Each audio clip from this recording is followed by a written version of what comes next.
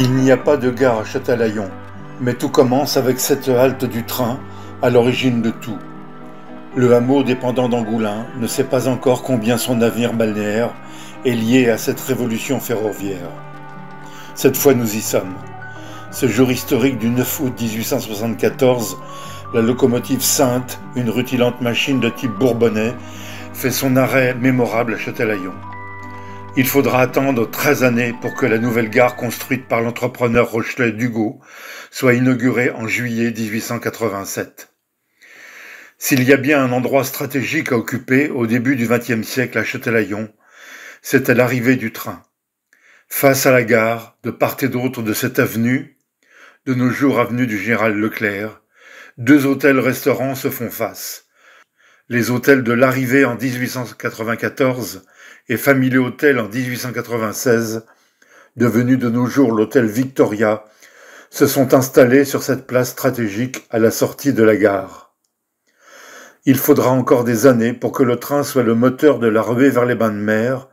Quand le casino de Châtelaillon est inauguré en 1893, le train de Paris met 10h30 pour allier la gare de Châtelaillon. La révolution balnéaire est en marche.